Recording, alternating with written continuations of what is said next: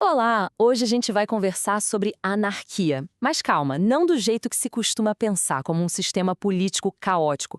A proposta aqui é olhar para a anarquia como uma psicologia, sabe? Um estado de espírito. Uma forma de ver o mundo que desafia muitas das nossas ideias sobre ordem e sobre a própria natureza humana. Vamos mergulhar nisso? Para ser sincero, quando a gente escuta a palavra anarquia, qual é a primeira imagem que aparece? Para a maioria das pessoas é confusão, desordem, até violência. É uma reação quase que instantânea, né, que vem de uma ideia bem cínica sobre o ser humano. Mas, e se essa imagem toda estiver, na verdade, fundamentalmente errada? Então, a partir de agora, a gente vai começar a desconstruir esse mito. Porque, olha, existem evidências, tanto científicas quanto antropológicas, que pintam um cenário bem diferente. Um cenário que sugere que a cooperação e não uma competição brutal é, na verdade, o que nos fez sobreviver e evoluir. De um lado, a gente tem aquela famosa ideia da sobrevivência do mais apto, do Spencer, que basicamente diz que a natureza é uma guerra de todos contra todos. Mas do outro lado, tem um geógrafo chamado Piotr Kropotkin, que lá atrás já dizia que o auxílio mútuo é o fator mais importante para a evolução. E o mais interessante, a pesquisa evolutiva de hoje em dia dá muito mais razão para a visão do Kropotkin. E isso não vale só para o mundo natural, não. O antropólogo David Graeber, por exemplo, estudou várias sociedades que historicamente viveram sem um Estado centralizado. E o que ele descobriu? Que elas funcionavam de forma autônoma e muitas vezes pacífica. Ou seja, aquela ideia de que a gente precisa de um chefe para não se matar simplesmente não bate com os fatos. Então, o ponto principal é este. A anarquia não é sobre desorganização. É, na verdade, uma teoria sobre organização. É só pensar um pouco nas nossas amizades, na cooperação que rola no dia a dia, sabe? São exemplos de uma ordem que funciona muito bem, sem precisar de um governo ou de um mercado mandando.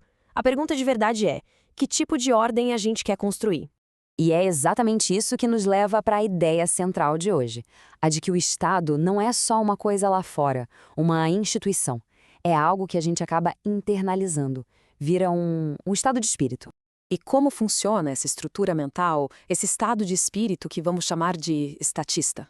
Bem, ele se baseia em algumas coisas bem específicas. A dominação como jeito padrão de se relacionar, uma necessidade de botar tudo e todos em caixinhas, em categorias bem rígidas, para facilitar o controle.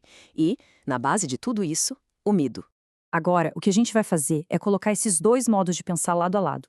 De um lado, essa mentalidade estatista, que é toda baseada em controle. E do outro, a mentalidade anarquista, que busca um caminho de liberdade. Dá uma olhada nessa tabela. A base emocional da mentalidade estatista é o medo e a dependência. O jeito que ela funciona na mente é o que o autor chama de supercodificação, que é basicamente pegar toda a diversidade das pessoas e espremer em categorias fixas para poder julgar e controlar. O tipo de relacionamento que isso gera é sempre de dominação. E o mecanismo para manter isso tudo de pé é simples: estimular o medo do outro para poder se vender como o grande protetor. E qual o resultado disso tudo? Bom, essa forma de pensar acaba criando uma barreira enorme entre quem a gente é e quem a gente poderia ser. Ela nos prende em identidades super limitadas e, o que é talvez o mais grave, nos afasta da vida em comunidade, que é, poxa, fundamental para o nosso bem-estar. Mas claro, existe uma alternativa. E um estado de espírito anarquista não aparece do nada. Ele precisa ser cultivado ativamente. Como?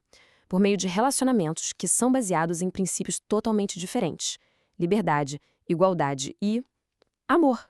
Certo, então vamos para a parte prática. Como é que isso se traduz em ações concretas no dia a dia? Como é que alguém pode, de verdade, cultivar essa outra forma de ser no mundo?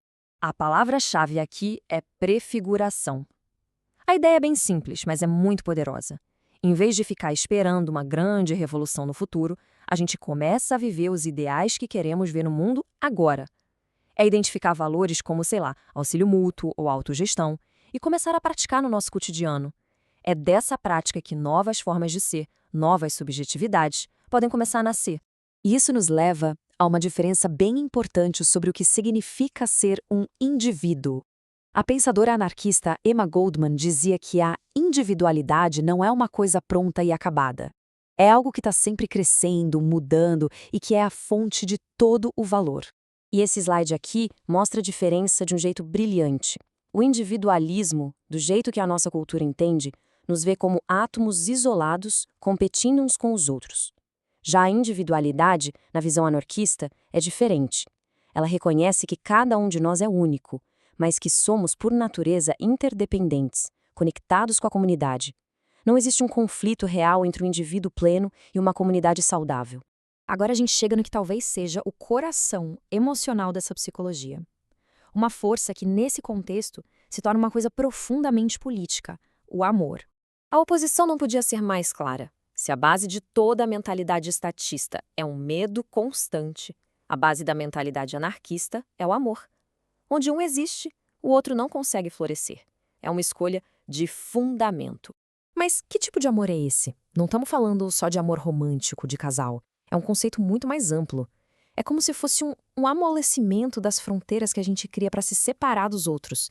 É a capacidade de enxergar o que há de sagrado em cada ser vivo e sentir, lá no fundo, que estamos todos interligados.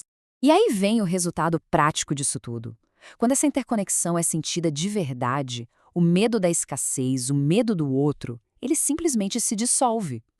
E nesse estado, o auxílio mútuo deixa de ser só um ideal bonito e se torna a coisa mais natural, mais óbvia do mundo a se fazer. Bom, chegando ao final da nossa conversa, é muito importante deixar claro que tudo isso não é para ser visto como uma verdade absoluta. Pelo contrário, é para ser visto como um convite para experimentar. O verdadeiro desafio, então, é pegar esses conceitos e levar para a vida real, para testar na prática. A única autoridade que realmente importa nisso tudo é a da experiência direta de cada pessoa. É quase um chamado para a gente se tornar cientista da nossa própria vida, sabe? E assim, a gente termina com uma pergunta para ficar ecoando. E se o jeito como a gente percebe o mundo, a nós mesmos e aos outros, não for algo fixo?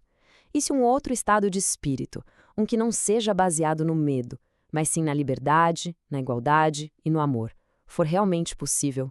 A questão fica no ar.